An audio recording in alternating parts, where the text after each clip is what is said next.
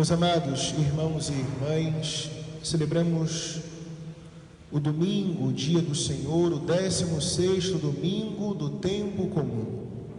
A liturgia da palavra enriquece a nossa vida.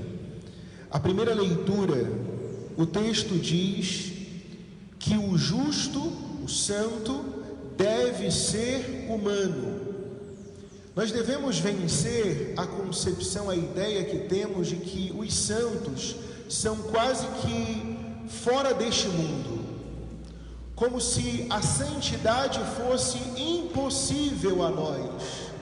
E a palavra garante que o justo, o santo, ele deve ser humano. A santidade passa pela nossa humanidade, assistida, claro, pela graça de Deus.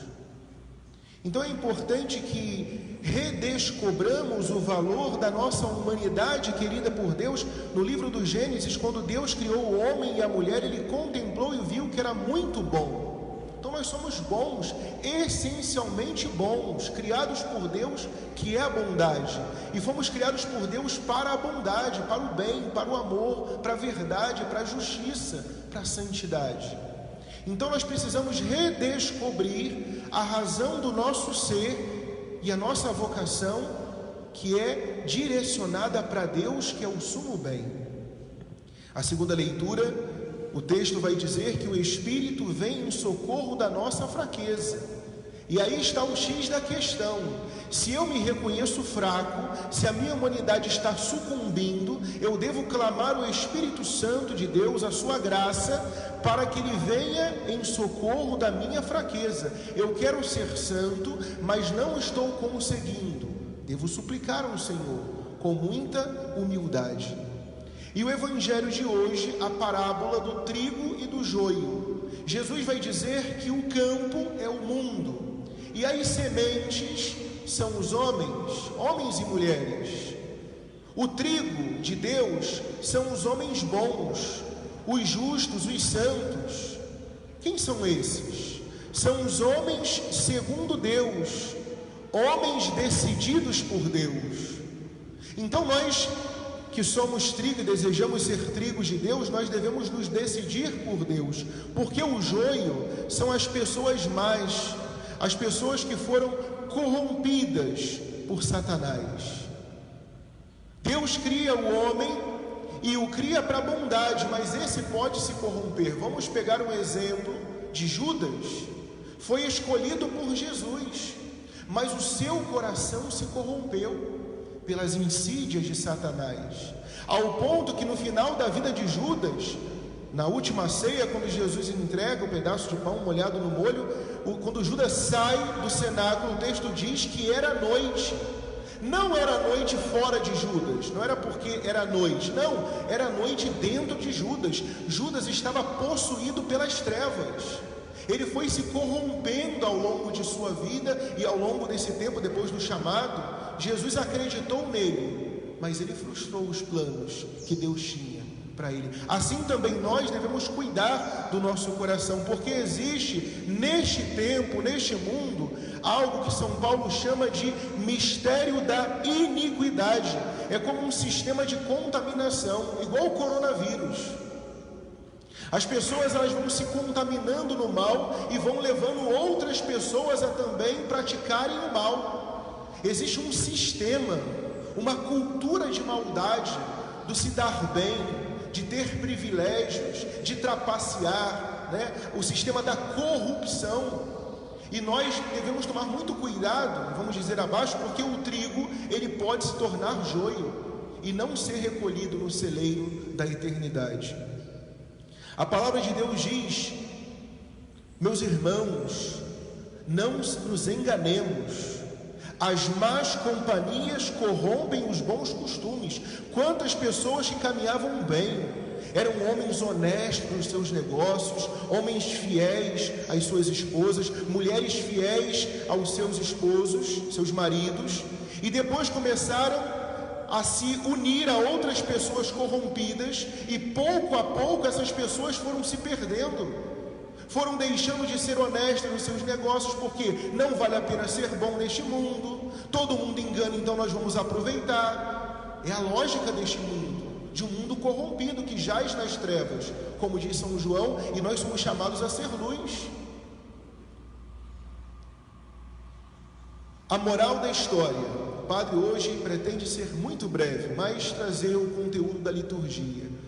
Vamos passar a nossa vida inteira neste mundo aprendendo a conviver com a maldade, com o mal. O que eu quero dizer com isso? Não tem como criar um paraíso aqui na terra. Por mais que nós busquemos dar o nosso testemunho, sendo sal, sendo luz, sendo fermento, mas a maldade vai continuar. E nós vamos ter que aprender a conviver com o mal, sem se deixar contaminar com o mal, sendo profetas, apontando e denunciando as obras do mal. E se for preciso também morrer por isso, como morreu João Batista, dando testemunho da verdade, que é Cristo.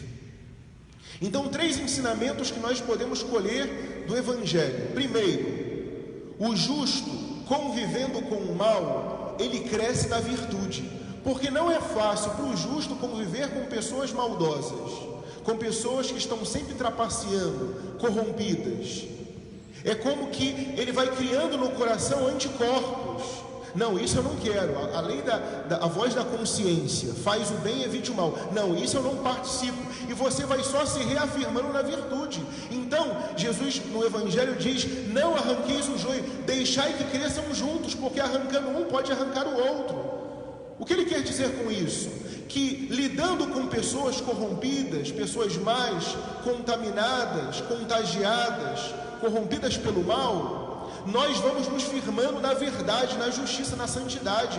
Nós não vamos nos associando a essas pessoas. Pelo contrário, toda atitude que ofende a Deus, para nós é causa de rejeição, aversão. Então, primeiro, o justo, ele cresce na virtude, convivendo com o mal. Ele se afirma como cristão. Segundo, por que não arrancar logo o joio? Porque o joio, ele pode virar trigo. Olha o exemplo de São Paulo. Imagina se São Paulo morresse antes da sua conversão. Não teríamos os grandes ensinamentos de São Paulo? Imaginemos Santo Agostinho, se ele tivesse morrido antes de se converter. Ele era joio, era do mundo, e virou o trigo de Deus. Então, por isso que Deus tem muita paciência conosco. Pode ser que hoje eu seja mais joio do que trigo, ainda sendo um homem de igreja, ainda sendo sacerdote, ainda sendo bispo, enfim, religioso, religiosa, eremita. E eu preciso cuidar a terra do meu coração e trabalhar o meu coração para que cada vez mais eu seja trigo e deixe de ser joio. Porque nós trazemos, não existe ninguém neste mundo que seja 100% trigo. Nós trazemos dentro de nós joio e trigo. Agora a quantidade vai variar de pessoa para pessoa. Então nós devemos trabalhar, porque o joio pode se tornar trigo. Nós devemos rezar pela conversão, principalmente daqueles que estão no pecado. Quantas vezes, e por isso nós não podemos julgar, quantas vezes que nós julgamos fulano, fulano está nas drogas, fulano está no pecado. De repente essa pessoa se converte e ela te ultrapassa, e depois daqui uns dias ela está anos-luz na tua frente, está pegando o microfone, está pregando em coisa que você nem faz.